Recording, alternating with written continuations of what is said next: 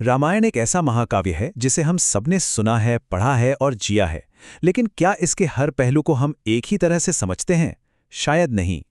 एक ऐसा ही सवाल है श्री राम के आहार को लेकर, जिस पर हमेशा बहस होती रहती है। तो आज हम एक स्रोत के तर्कों के आधार पर इसी विवादास्पद विषय की गहराई में उतरेंगे। तो वो बड़ा सवाल क्या है?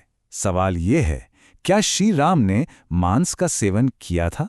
देखिए, ये कोई नई बहस नहीं है, ये सदियों से चली आ रही है।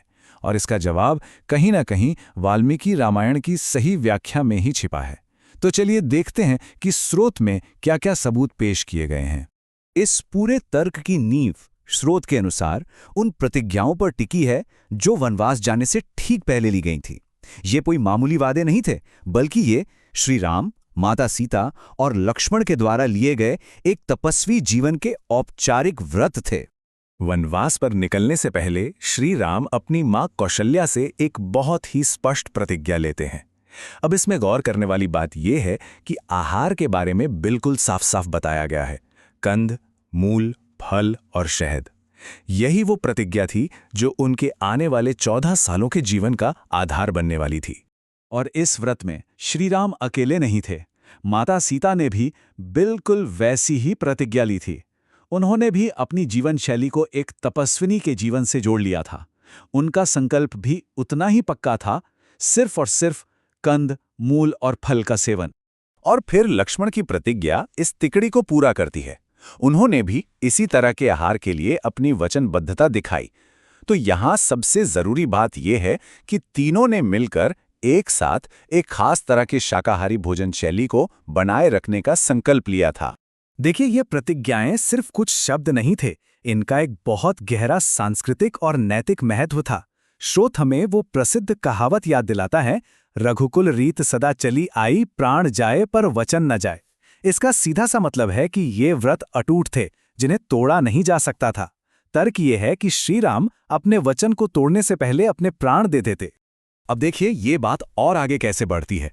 स्रोत सिर्फ रामायण तक ही नहीं रुकता, वो महाभारत जैसे दूसरे महाकाव्यों की तरफ भी इशारा करता है, जहां अनुशासन पर्व में भीष्म पितामह बिल्कुल साफ शब्दों में कहते हैं कि श्री राम ने अपने पूरे जीवन में कभी मांस नहीं खाया। इसे एक और ग्रंथ से मिले सबूत के तौर पर पेश किया गया है। अच्छा, यहां से ये पूरी बहस एक बहुत ही दिलचस्प मोड़ लेती है। अब हम भाषा की दुनिया में चलते हैं।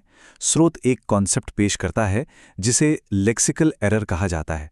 इसका मतलब है प्राचीन संस्कृत शब्दों की गलत व्याख्या, जो किसी भी बात का मतलब पूरी तरह से बदल सकती है। तो ये लेक्सिकल एरर आखिर है क्या? आसान भाषा में समझें तो ये तब होता है जब एक ही शब्द के कई मतलब होते हैं और लोग गलत मतलब चुन लेते हैं। इससे होता यह है कि पूरी कहानी का कॉन्टेक्स्ट ही बदल जाता है। और स्रोत का तर्क ये है कि रामायण की कुछ व्याख्याओं के साथ बिल्कुल यही हुआ है। इसका सबसे पहला और बड़ा उदाहरण है संस्कृत का शब्द मांस। इसका सबसे आम मतलब तो जानवर का मांस ही है, लेकिन स्रोत एक दूसरा कम जाना पहचाना मतलब सामने रखता है, फल का गूदा। तो असली सवाल ये उठता है कि रामायण में मांस शब्द का इस्तेमाल किस मतलब के लिए हुआ था। एक और बड़ा जबरदस्त उदाहरण है सुराघट का।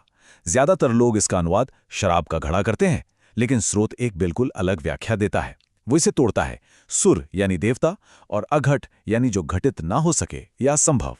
तो सुराघट का मतलब उन दिव्य भेंटों से हो सकता है जो देवताओं के लिए भी दुर्लभ है, ना कि शराब से। और फिर एक क्रिया है हत्वा। इसका सीधा सा मतलब तो मारना या हत्या करना ही होता है, लेकिन स्रोत बताता है कि इसका एक और मतलब भी हो सकता है, जैसे हल्के से पीटना या खेल खेल में मारना।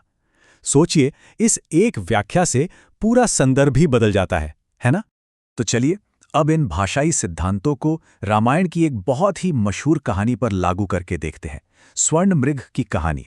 इससे यह और साफ हो जाएगा कि कैसे एक छोटी सी व्याख्या कहानी के पूरे मकसद को ही बदल सकती है। जब श्री राम उस सोने के हिरण के पीछे जाते हैं तो वो अपनी योजना बिल्कुल साफ साफ बताते हैं।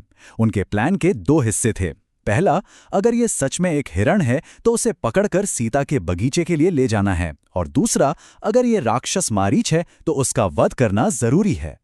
तो यहां ध्यान देने वाली बात क्या है? स्रोत के हिसाब से श्री राम के इरादे में भोजन के लिए शिकार करना तो था ही नहीं। उनका मकसद एकदम क्रिस्टल क्लियर था। या तो एक सुंदर जीव को बगीचे के लिए पकड़ना या फिर एक दुष्ट राक्षस का संहार करना। तो ये पूरा का पूरा विश्लेषण हमें कहाँ लेकर जाता है? ये हमें सीधे अनुवाद और व्याख्या की उस बहुत बड़ी चुनौती के सामने लाकर खड़ा कर देता है जो किसी भी प्राचीन ग्रंथ को समझने में हमेशा हमारे सामने होती है। तो चलिए एक बार जल्दी से स्रोत के मुख्य तर्कों को दोहरा लेते हैं। पहला, तपस्वी के व्रत सबसे ऊपर थे, उन्हें तोड़ा नहीं जा सकता था। दूसरा, संस्कृत के शब्दों के कई मतलब हो सकते हैं जिससे गलतफहमी की पूरी गुंजाइश है। और तीसरा, कहानी में जो भी हुआ उसे हमेशा किरदारों के बताए गए इरादों से जोड़कर ही देखना चाहिए। आखिर में ये विश्लेषण हमें यही सिखाता है कि प्राचीन ग्रंथों को समझना सिर्फ शब्दों का अनुवाद कर लेना नहीं है। इसके लिए हमें भाषा की बारीकियों, किरदारों द्वारा लिए गए व्रतों और उस पूरे दौर के सांस्कृतिक संदर्भ को गहराई से समझना पड़ता है। और ये सारी बातें हमें एक बहुत ही बड़े और गहरे सवाल पर लाकर छोड़ देती हैं। इतिहास और हमारे प्राचीन ग्रंथों को लेकर हमारी समझ कितनी नाजुक हो सकती है और ये कितनी बार सिर्फ एक शब्द की सही या गलत व्याख्या पर टिकी होती है।